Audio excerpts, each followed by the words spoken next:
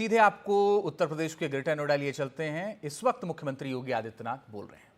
यह क्षेत्र तो विकास करेगा ही करेगा, साथ साथ वे स्वयं का स्टार्टअप स्थापित करके स्वयं भी पैसा कमाएंगे और नौकरी देने की बड़ी व्यवस्था अपने स्तर पर भी कर पाएंगे।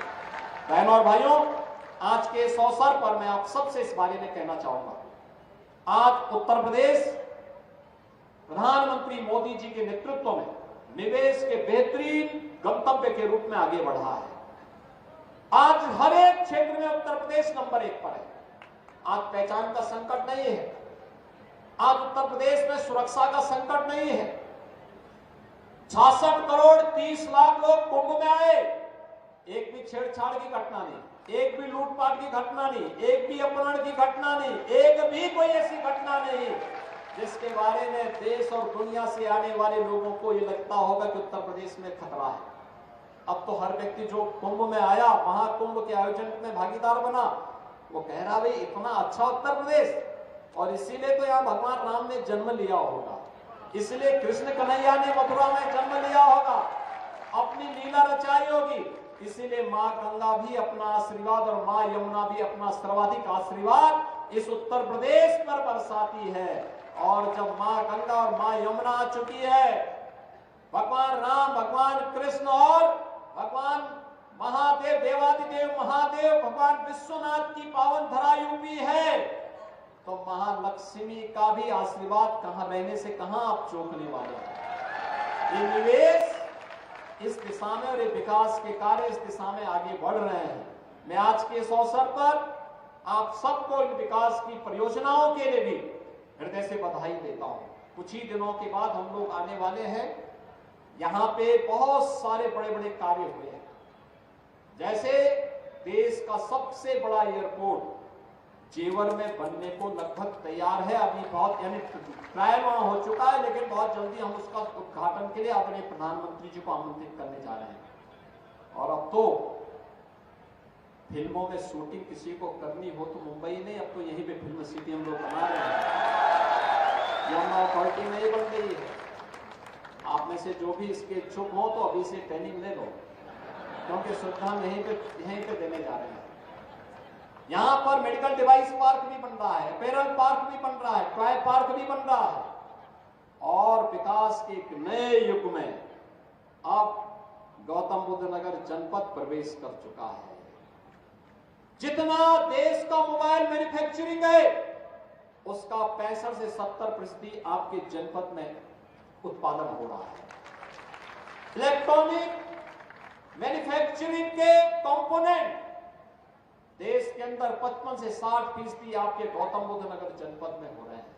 एक नया हब बनकर के उठा है। इसके लिए बेहतरीन कानून व्यवस्था आवश्यक है, और जीरो टॉलरेंस की जो नीति हमारी उत्तर प्रदेश के अंदर थी, उसी नीति के अंतर्गत एक कार्यक्रम हो रहे हैं, यह अभियान चल रहा है, और उसका परिणाम आपको प्राप्त हो रहा है। उत्तर प्रदेश का हमारा युवा आगे बढ़े, अन्नदाता किसानों के जीवन में खुशहाली आए, बहन और बेटी अपने आप को सुरक्षित महसूस करे, और वह भी तब जब अंतर्राष्ट्रीय महिला दिवस का कार्यक्रम आज है। इस अवसर पर मैं प्रदेश भर की सभी माताओं को, बहनों को, बेटियों को इस दिवस की हृदय से बधाई देता हूं, अपनी शुभकामनाएं देता हूं और विश्वास व्यक्त करता हूं कि बेहतरीन सुरक्षा का ये माहौल उन्हें आगे बढ़ने के लिए प्रेरित करेगा। वे आगे बढ़ेंगे, वे स्वयं स्वावलंबी होंगी, तो हमारा प्रदेश और हमारा देश स्वावलंबन के मार्ग पर अग्रसर होकर के प्रधानमंत्री जी के विजन को 2047 में एक विकसित भारत की परिकल्पना में उत्तर प्रदेश भी ग्रोथ इंजन के रूप में अपनी भूमिका का निर्वहन करेगा। आप सबको आज के इस अवसर पर राष्ट्र नायक महाप्रताप की इस मूर्ति के अनावरण कार्यक्रम के अवसर पर आप सबको मैं बधाई देता हूं। इतनी ढेर सारी परियोजनाओं के लिए मेरी शुभकामनाएं हैं।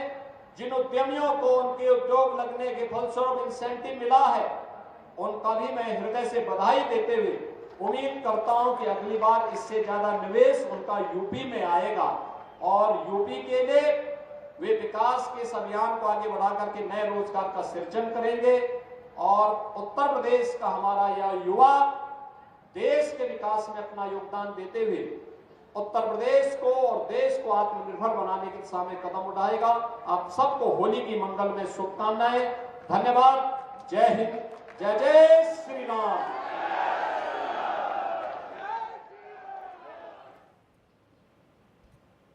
तो योगी आदित्यनाथ को सुन रहे थे। उत्तर प्रदेश के मुख्यमंत्री अपनी विकास योजनाओं की बात कर रहे थे। और अब से कुछ देर पहले उत्तर प्रदेश के मुख्यमंत्री योगी आदित्यनाथ ने ग्रेटर नोएडा में महाराणा प्रताप की एक प्रतिमा का अनावरण किया।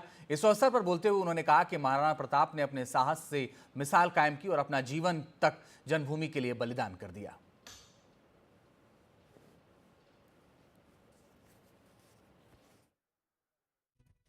हल्दी घाटी के युद्ध के बारे में एक लेखक अल्बुदायनी कहते हैं, जब अकबर का सेनापति पूछता है ये समझ में नहीं आ रहा है क्या किया जाना चाहिए, तो उसका सेनापति कहता है अपने सैनिकों से, काटो, दोनों ओर से मरने वाले तो ये सब हिंदू ही हैं, इसलिए इसकी चिंता मत करो, जो भी कटता उसको काटते जाओ। ये उनकी मानसिकता थी भारत के प्रति।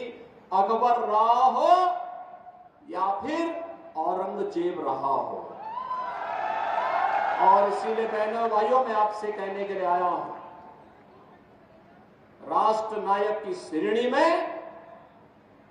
भारत माता के वही सपूत हैं जिनका पूरा जीवन भारत माता के लिए समर्पित था, स्वदेश और स्वधर्म के लिए जिन्होंने अपना जीवन समर्पित किया, जिन्होंने घास की रोटी खानी मंजूर की, लेकिन विधर्मियों के सामने झुकना कभी मंजूर नहीं किया।